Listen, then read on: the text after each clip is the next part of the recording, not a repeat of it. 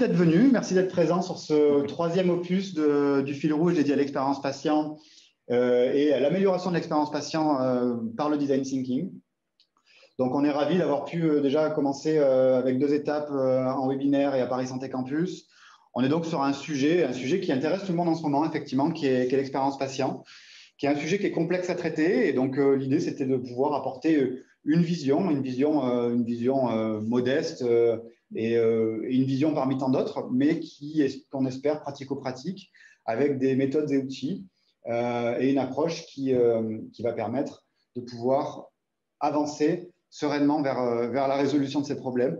L'idée, c'est de pouvoir avoir aussi tous les acteurs autour d'une même table et aller donc à la rencontre des startups, des élèves directeurs, des directeurs d'établissement, des industriels, évidemment des patients, des représentants des usagers, tous les acteurs qui peuvent être concernés par le sujet, et pouvoir apporter donc des retours d'expérience, des ateliers, des cas pratiques qui vont nous permettre d'avancer sur le sujet. Donc, vous l'aurez compris, effectivement, on a eu un fil rouge qui a déjà commencé au mois de septembre par 2 événements. Aujourd'hui, c'est le 3e.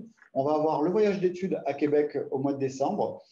Et enfin, le Hacking Edge Camp que je vais te laisser présenter, Sébastien, qui est l'événement majeur de l'innovation en santé chaque année. Je te laisse en Et dire qui quelques mots. clôturera ce parcours.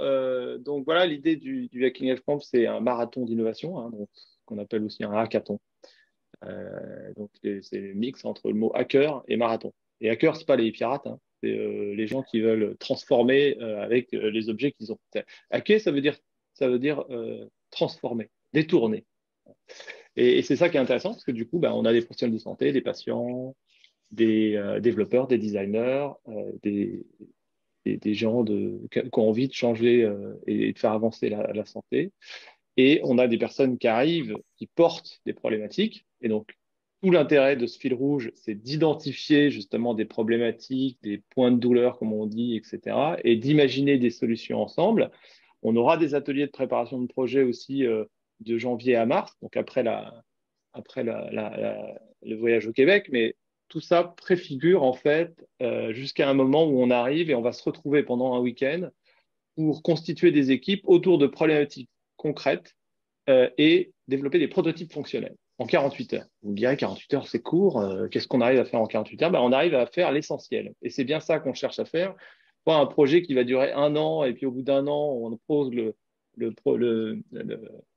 l'application ou la solution devant les utilisateurs et qu'ils nous disent ah ben non, c'est pas ça que je voulais. Bon là on a perdu 1 an. Là on va perdre 2 jours. Et en fait on va y gagner puisqu'on va gagner à se concentrer sur l'essentiel, voir qu'est-ce qui est réellement pertinent pour résoudre le problème.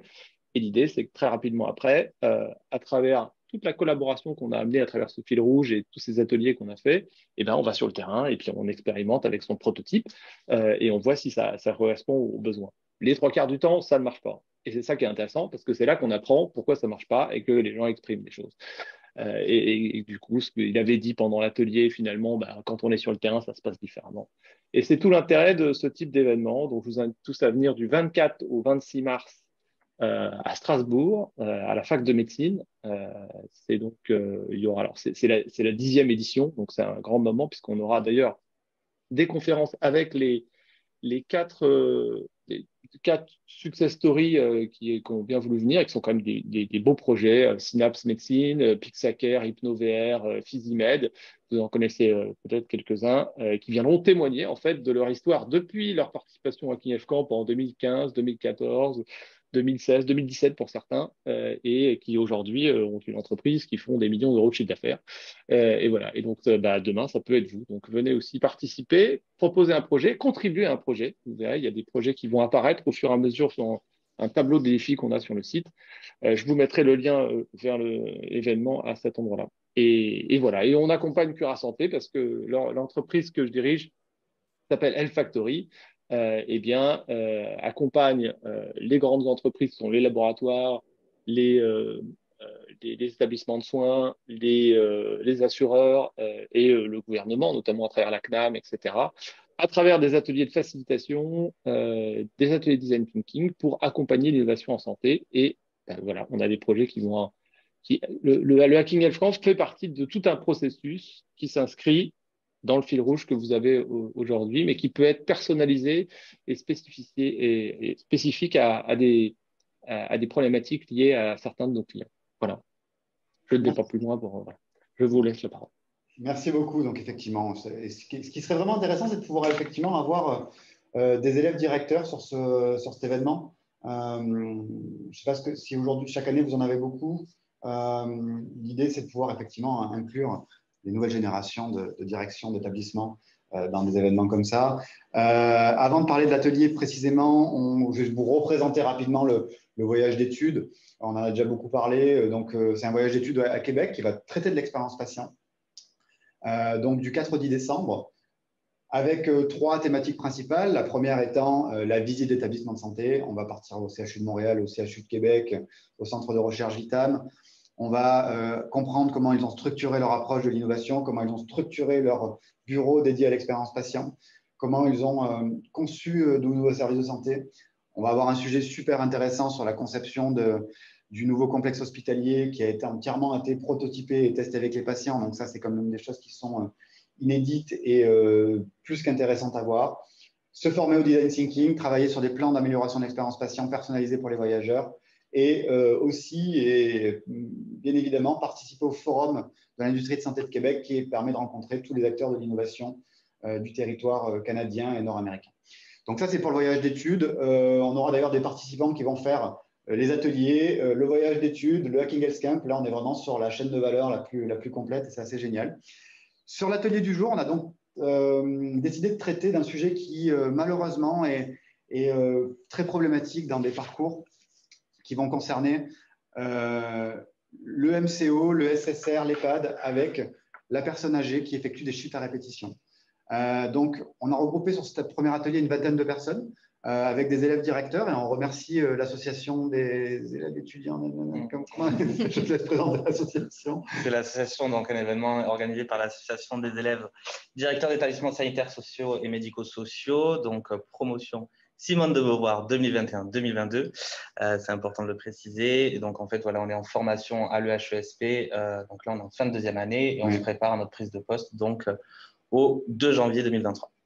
Voilà. Super.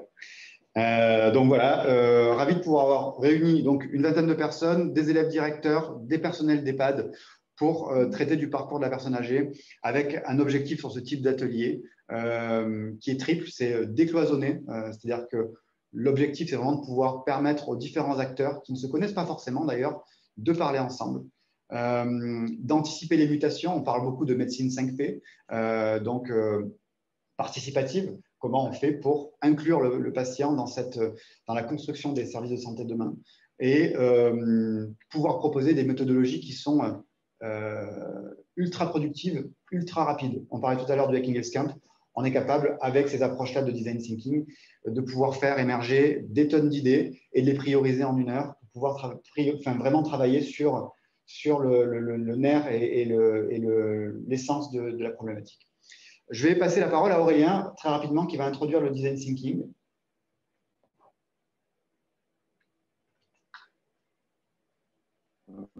Bonjour à toutes et à tous.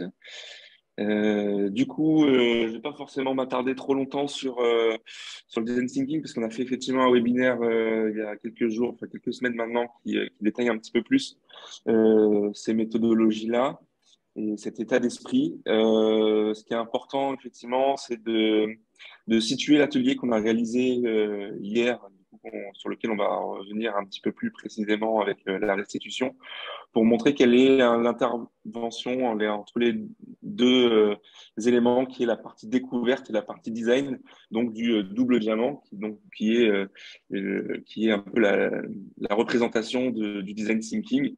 Donc, pour ceux qui ne connaissent pas forcément, le design thinking, c'est vraiment, on part d'une problématique et de cette problématique-là, on va essayer d'ouvrir un petit peu l'ensemble des possibilités. On va récolter énormément de données pour pouvoir trouver des hypothèses de solutions et ensuite prototyper cette solution-là. Et donc, du coup, en général, c'est là où on matérialise nos idées pour pouvoir les tester auprès des utilisateurs. Et donc, dans cette philosophie-là, on a vraiment voulu mettre en place un atelier qui est de cartographier le parcours des patients, notamment des seniors. Et donc, du coup, on a voulu utiliser un outil qui est le patient journée mapping. Et donc, dans cet outil-là, on a plusieurs étapes. Donc, on a défini l'ensemble de ces étapes-là, défini les différentes actions, les points de frustration. Mais ce qui est aussi intéressant, c'est qu'on a aussi identifié des opportunités sur lesquelles on pourrait venir réfléchir justement pour pouvoir soit améliorer ce parcours-là, soit supprimer certains irritants du parcours. Et donc, du coup, peut-être que ça serait intéressant justement d'avoir la restitution de ces ateliers-là. Et du coup, je laisse la parole à la salle. On va commencer donc par Marine Dunier qui va nous présenter. Alors, je te laisse te présenter aussi rapidement, Marine, et nous présenter un petit peu la restitution de cet atelier avant de passer la parole aux élèves. Ça marche. Bonjour à tous et à toutes. Donc, moi, je suis Marine Dunier d'Acobao. Alors, je suis facilitatrice d'innovation collaborative. Donc là, dans cet atelier, j'étais là pour aider à faire émerger un petit peu les idées et à utiliser cet outil issu du design thinking. Donc, je vais vous raconter un petit peu l'histoire du cas de patient qu'on a étudié et qu'on a découpé en étapes. Donc, c'est l'histoire de Mireille, 82 ans, qui vit à domicile chez elle à Caen et elle fait le ménage et elle glisse et elle se retrouve donc par terre. Elle chute, elle se casse le col du fémur.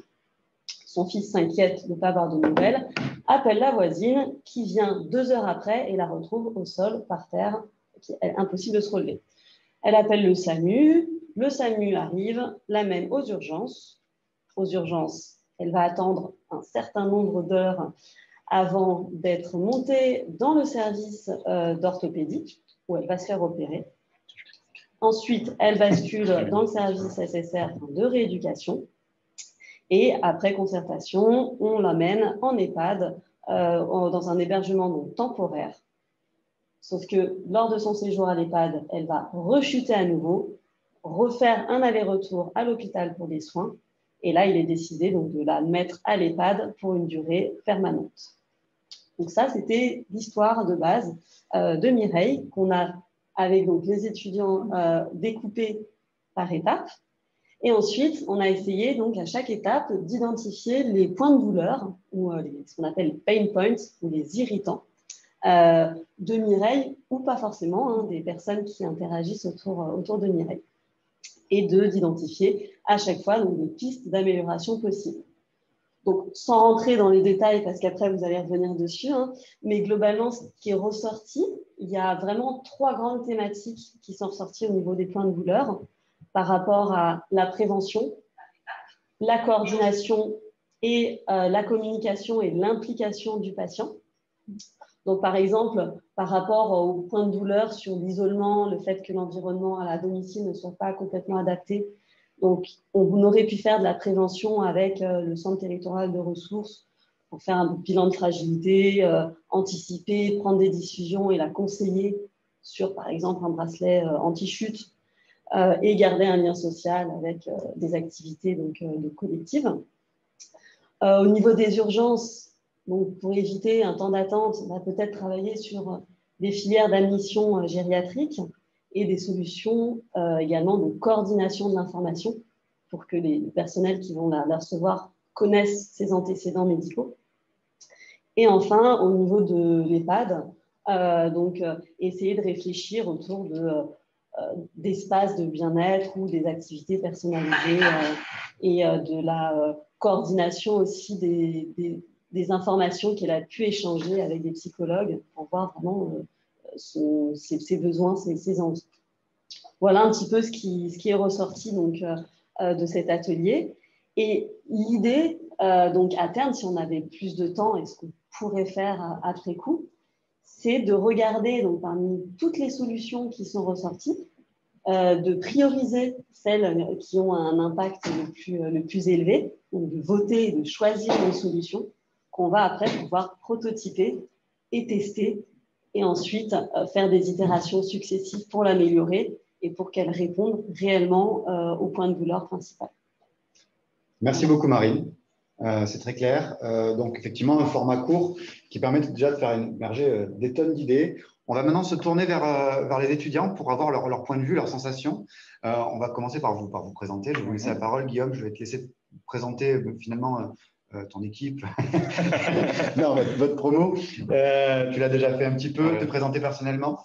Puis on passera la parole à Paola. Okay. Et puis, moi, ce que j'aimerais aussi, c'est surtout avoir votre vision sur qu'est-ce que l'expérience patient aujourd'hui dans votre pratique, qu'est-ce que ça représente, comment vous traitez ce sujet. Ça sera la première question. Je te passe la parole d'abord. Ça marche. Merci beaucoup déjà d'organiser ce temps et puis voilà, je vous remercie également pour l'atelier de hier et la mobilisation de mes collègues de promotion aussi qui ont été enchantés par l'exercice. Donc, comme je l'ai dit, donc moi je m'appelle Guillaume Le Chauventon, donc je suis élève directeur des 3S d'établissement sanitaire social médico-social, avec un champ d'exercice dans notre promotion qui peut aller du secteur personnes âgées au handicap, en passant par la protection de l'enfance ou le champ sanitaire. Notre promotion, elle est composée de donc 53 élèves qui ont vocation, donc comme je le disais tout à l'heure, à prendre leur poste au 1er janvier. Donc là, nous avons enfin eu nos affectations, donc on est plus qu'enthousiaste à l'idée de rejoindre nos établissements et de pouvoir notamment décliner des dispositifs innovants, je l'espère. Sur la première question, l'expérience patient. Aujourd'hui, sujet traité, sujet connu, sujet clarifié pour vous. Sujet connu, peut-être un peu, je pense. Il y a un écho. Ouais. C'est bon, je pense. C'est bon ? Oui, c'est bon. C'est quelque chose qui est en train de se développer. Enfin, nous, justement, dans le cadre de notre formation à l'EHESP, on a eu des micro-sensibilisations sur la démarche. Maintenant, c'est plus sur l'applicabilité sur le terrain, où là, c'est encore trop peu développé. Enfin, on a pu en discuter, notamment dans le champ du médico-social, qui, je pense qu'il y aurait des vraies dynamiques à pouvoir porter, mais c'est aussi une question d'acculturation qu'il faut pouvoir développer dans ce genre de structure. Si on parle des outils, des méthodes, du mindset à adopter aujourd'hui, est-ce que design thinking, c'est vraiment des choses que vous avez déjà commencé à connaître, à mettre en place dans vos structures? Est-ce que design thinking ou autre méthodologie collaborative, comment vous pouvez utiliser ces techniques-là aujourd'hui? Alors, c'est vrai que je pense qu'il y a une volonté un peu de dynamiser les temps de réunion, les temps de groupe de travail, puisque ça peut être… l'idée vraiment aujourd'hui, c'est de prôner la co-construction et de non plus être dans une application très verticale en fait des processus décisionnels. Il y a des choses qui peuvent se mettre en place, alors peut-être pas du design thinking comme on a pu le voir hier avec des post-it, etc., ou la construction de parcours, mais je sais que de plus en plus, il y a le format sous forme de séminaire qui se développe pas mal, donc avec les équipes sur des lieux neutres, justement pour les sortir de leur exercice l'exercice quotidien et aussi à la fois renforcer un peu la dynamique aussi d'équipe, donc allier team building et expérience patient, des choses comme ça sur des sujets à porter. Mais je pense qu'il y a encore beaucoup à faire. Après, Paola, elle évoquera sur certains freins, mais on est aussi soumis à certaines particularités dans le secteur qui font que parfois la déclinaison opérationnelle est un peu plus délicate que ce qu'on voudrait. Les particularités dans votre domaine aujourd'hui, si on prend le champ de la personne âgée, quels sont les vrais irritants que vous allez retrouver, les sujets que vous voulez traiter en priorité? Tout d'abord, c'est faire face à des profils d'usagers qui sont déclinants. Parce que l'idée aussi de l'expérience patiente, nous, c'est ce qu'on souhaite porter aussi, c'est toute la place à accorder à l'usager et aussi à ses aidants. C'est-à-dire que je pense que l'expérience usagée ou l'expérience patiente, c'est important de l'aborder aussi dans un environnement social et dans un environnement aussi au titre de l'entourage, parce que de plus en plus, les aidants aujourd'hui ont aussi un rôle à jouer, notamment dans le soutien à domicile, mais aussi sur l'accompagnement en EHPAD. Les particularités liées au domaine ensuite sur ce genre d'expérience, c'est aussi tout ce qui va toucher la politique d'attractivité des établissements, à la fois au niveau donc des ressources humaines et le portage aussi par exemple, de nouveaux projets restructurants, que ce soit au niveau de l'architecture. Et on a aussi une volonté d'ouverture vers l'extérieur avec tous les dispositifs d'EHPAD hors les murs, etc. Donc, il y a beaucoup à faire. Et après, nous, on est prêts à relever le défi. C'est ce qu'on a vu hier. Clairement, la dynamique est bonne et on n'a pas de souci là-dessus. C'est ça. Merci beaucoup, Guillaume. On va passer la parole à Paola. Oui. Alors, un petit temps On va faire un petit switch. Oui. Et on accueille Diane. Bonjour. Bonjour, Diane. Alors, Paola, je vais te laisser te présenter d'abord. Oui, alors Paola Bosco, je fais partie de la même promotion des D3S. Et donc, je vais prendre mon poste comme mes collègues de promotion au 2 janvier dans un hôpital, un centre hospitalier, on va dire ancien hôpital local, avec une forte filière gériatrique. Ouais. Donc, c'est vrai que ces questions-là, prise en charge de la personne âgée en EHPAD, c'est vraiment une question actuelle. Ouais. Du coup, tu étais plus que concerné par l'atelier d'hier. Si on doit aujourd'hui détacher quelques irritants qui t'ont particulièrement marqué, alors c'est forcément pas des choses que tu découvres, mais quels sont les irritants qui t'ont le plus marqué hier? Je pense que déjà, il y a plusieurs irritants par étape. C'est vrai qu'à domicile, on se rend compte, mais c'est vrai qu'il y a beaucoup de personnes isolées dont les aidants ne sont pas forcément sur place et donc qui n'ont pas forcément aussi toute l'aide à domicile.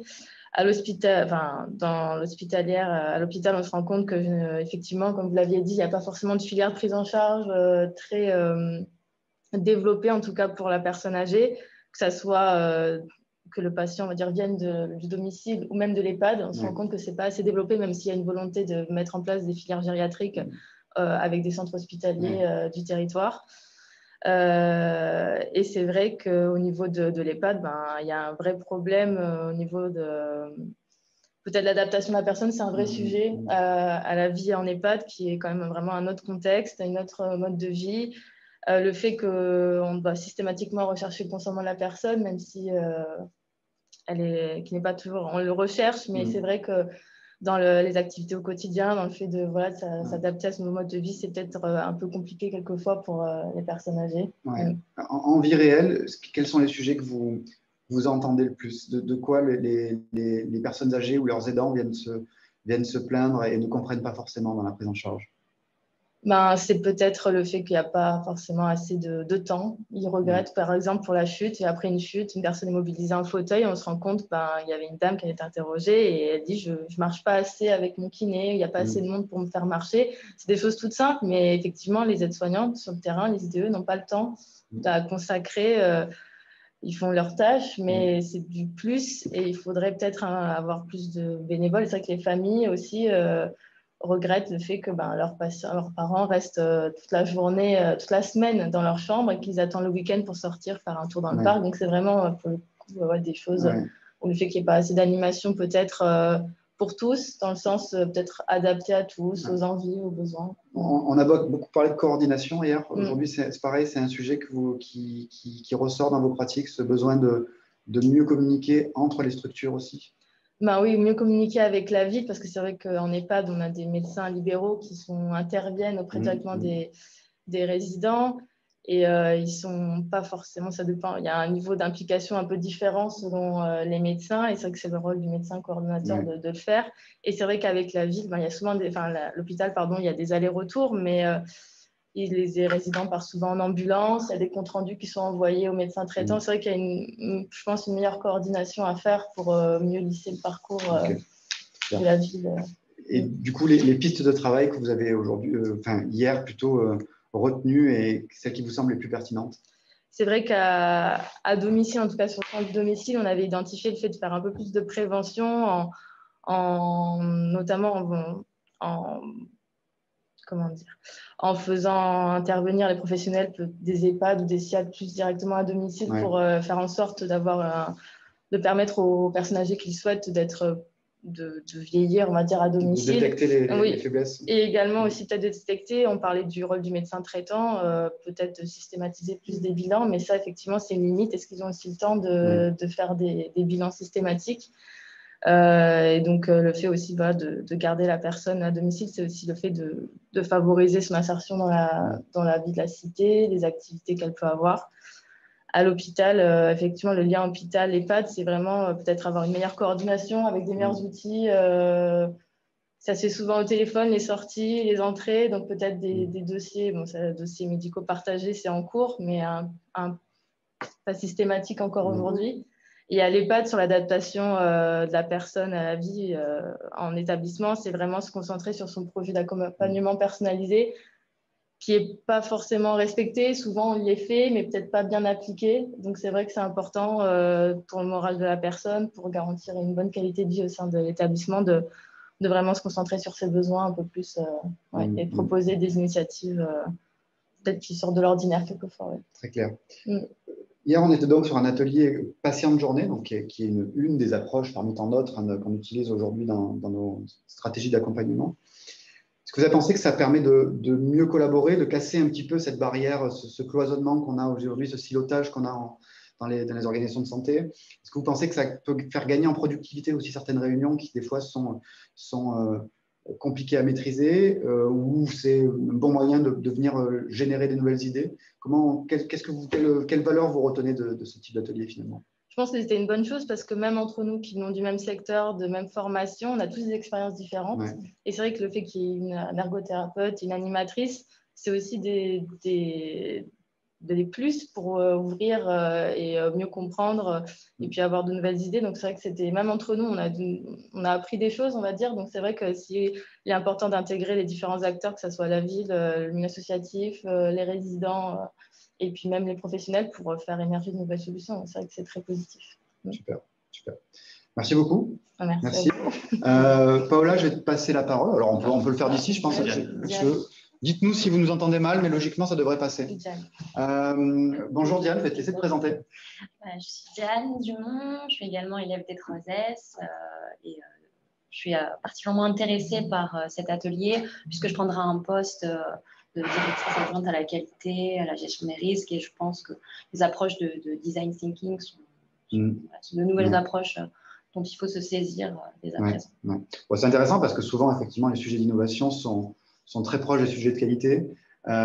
Aujourd'hui, dans vos établissements, dans les établissements dans lesquels vous avez pu travailler, quelles sont les stratégies d'innovation que vous pouvez mettre en place? Comment vous arrivez à structurer ces approches d'innovation finalement? Déjà, c'est connaître quel type d'innovation on peut amener dans nos établissements. Donc, c'est ce qu'on disait, c'est l'ouverture de l'établissement à son territoire. Donc, ça, je pense que c'est le rôle à la fois de tous les managers de pouvoir prendre ce temps de se renseigner sur ce qui peut exister et comment se saisir de ces innovations. Et ben, c'est aussi tester, en parler, voir si ça intéresse nos collaborateurs, les agents et faire du lien en fait autour de projets, avoir du choix et voilà comment se saisir. Ok. Ce besoin de faire évoluer le système de santé dans vos établissements, vous le sentez aujourd'hui comme une priorité ou finalement on a déjà suffisamment de choses à traiter pour pouvoir pérenniser l'existant? Comment vous arrivez à équilibrer finalement ces approches d'innovation qui sont chronophages mais qui demandent du temps? Et comme vous dites, c'est un juste équilibre entre pérenniser l'existant. Il y a déjà, je pense, beaucoup de travail en ce sens. Tout à l'heure, on parlait de la loi de 2002 qui touche à la fois le sanitaire comme le médico-social et qui rappelle les droits des patients, les droits des usagers. On se rend compte qu'à ce jour, 20 ans après, on a encore des choses à pérenniser et à rendre effectives. Donc, il faut un juste milieu entre l'innovation, mais elle peut aussi venir permettre de pérenniser ce qu'on fait, mais également d'amener de nouvelles pratiques. Je crois qu'on a le sujet de la personne âgée, du vieillissement, du bien vieillir, se prête vraiment à ces innovations, puisque aujourd'hui, avec l'émergence démographique des personnes âgées, la volonté que le maintien à domicile continue, parce que je pense que c'est ce que souhaitent les personnes âgées, c'est rester chez elles le plus longtemps possible. Il faut aussi après faire le lien avec l'institutionnalisation, parce qu'on ne peut pas non plus laisser tomber les personnes qui sont les moins autonomes et qui se retrouvent en institution et comment on les prend en charge et comment on fait ce lien pour pas que ça soit violent, parce qu'on prend l'exemple du parcours de la chute, ça peut être très violent en un mois de se retrouver à l'hôpital puis en EHPAD, et la question derrière c'est le consentement de la personne et l'adhésion. Il y a aussi pas mal de sujets qui peuvent être traités par ces processus d'innovation. On parle beaucoup d'expérience patient aujourd'hui. Effectivement, le sujet nous intéresse. On parle, et on commence malheureusement grâce à la crise Covid aussi, beaucoup d'expérience du collaborateur, du soignant, du praticien, des équipes administratives. Alors, nous, on parle beaucoup de perméabilité des expériences. Est-ce que vous constatez que finalement, on peut traiter les sujets de manière cloisonnée ou il vaut mieux traiter tous ces sujets de manière parallèle? Est-ce que vous arrivez finalement à mettre en place des plans d'amélioration de l'expérience patient sans passer par une stratégie d'amélioration de cette expérience collaborateur? On est obligé de passer par l'expérience collaborateur, des métiers autour de l'accompagnement, que ce soit du soin ou du prendre soin. On va retrouver de l'administratif, du technique, du logistique, de la rééducation, les métiers du social. Donc, il faut qu'on se rencontre, sinon on continue à agir en silo. Donc, mettre également l'expérience du patient au centre, c'est aussi mieux se comprendre les contraintes de chacun, les besoins de chacun. Et ça permet de mettre en place des solutions qui sont réalistes, puisque on peut demander de manière un peu utopique qu'est-ce que vous souhaitez. On est tous en mesure de répondre. Maintenant, comprendre les contraintes et les leviers de chacun, ça, c'est ce que permet justement ce type d'approche collaborative. Inclusive, ouais, tout à fait. Super. Donc, je vous pose un petit peu la même question. Si on doit détacher des sujets aujourd'hui, des priorités, quels sont les sujets que vous avez vraiment envie de traiter en urgence, que ce soit sur la prévention, sur les systèmes d'information? Je crois que c'est vous qui avez parlé hier d'interopérabilité. Bon, c'est un sujet effectivement qui revient souvent, de coordination, d'information vers le patient, de consentement, d'empowerment. Enfin, quels sont les sujets aujourd'hui que vous avez vraiment envie d'aborder en priorité? Il y en a beaucoup. Je pense que le sujet majeur, c'est l'attractivité de nos métiers, la reconnaissance des personnes qui travaillent auprès de publics vulnérables, que ce soit la vulnérabilité par la santé ou simplement vieillir n'est pas une maladie, c'est un phénomène normal. Donc, je crois que reconnaître l'importance de l'humain dans le cadre de ces métiers, c'est la priorité. Aujourd'hui, je pense que la disponibilité de nos ressources humaines, rien que pour faire une réunion, se rencontrer, elle est complexe, puisque chacun est à son poste et fait de son mieux pour accompagner le résident et son entourage.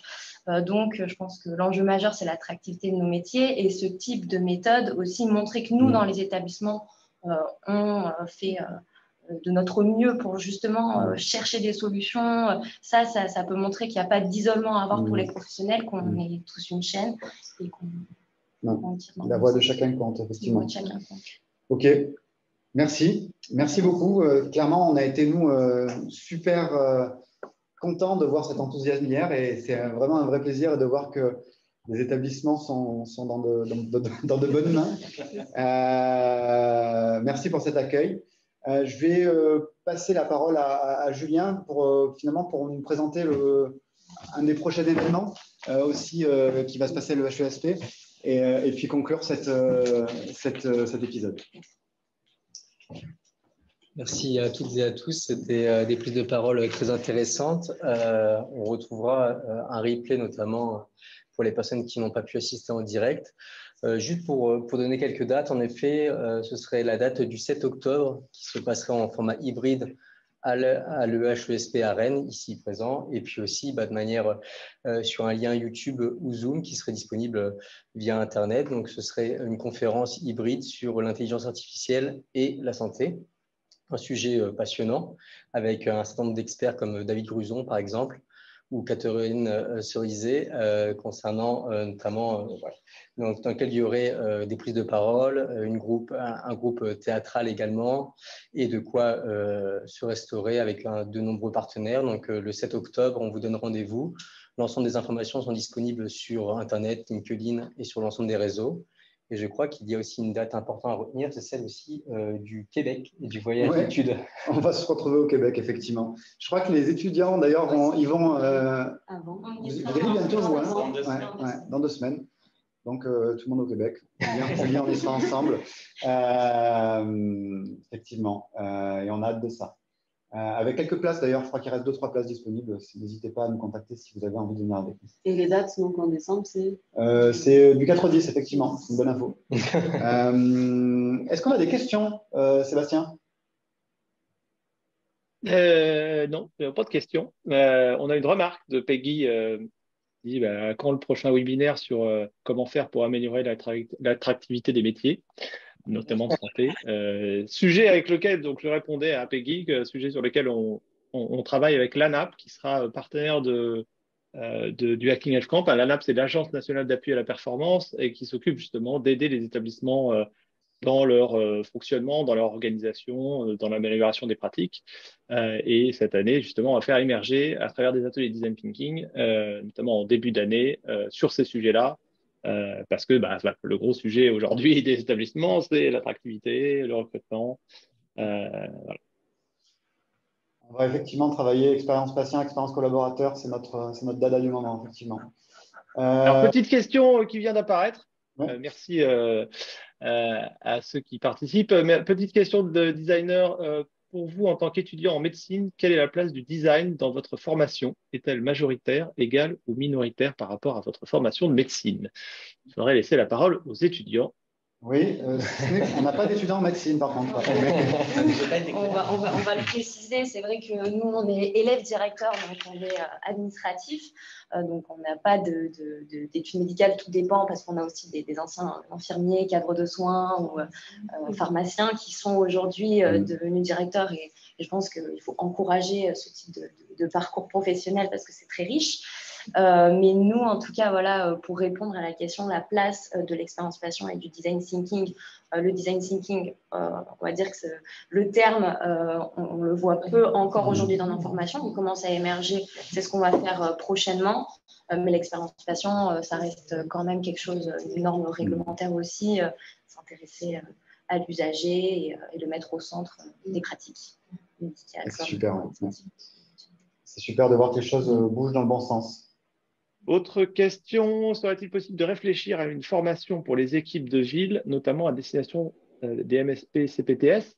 Je pose la question de quel type de formation il s'agit. Je ne sais pas si c'est design thinking dont Manon Verbeek parlait ou pas. En tout cas, Cura, vous faites des formations. Oui. On ne s'active pas beaucoup pour les vendre, effectivement, parce qu'on n'a pas forcément le temps. Mais c'est un vrai sujet. C'est un vrai sujet. On va être disponible pour aussi bien pour les établissements que pour les acteurs de ville. Et beaucoup, d'ailleurs, sur les centres de santé qui sont en création, qui sont déjà créés. Clairement, on a pas mal de travail là-dessus. Ouais. Eh bien, voilà, Manon, vous avez la réponse. Contactez Laurent pour des formations sur le design thinking dédiées à la santé. Et on vous accompagnera sur ces sujets. Les CPTS et les MSP se développent beaucoup en France et ils ont des besoins justement d'animation dans le cadre de leur mission. Un CPTS, une communauté professionnelle de territoire de santé, a une mission qu'ils doivent assumer et cette mission, elle est en coordination avec un ensemble d'acteurs. Et donc là, les outils de design thinking sont très utiles dans ce cadre. Complètement, ça évite pas mal de problèmes. C'est toute la difficulté avec les CPTS, notamment, qui ont un objectif de résultat. Aujourd'hui, le design thinking permettrait de pouvoir avoir un socle commun d'outils, de personnes, mais aussi des outils innovants permettant de pouvoir stabiliser et faire de sorte qu'on ait un sorte de package, une boîte à outils permettant d'avoir un résultat à 6 mois, 1 an.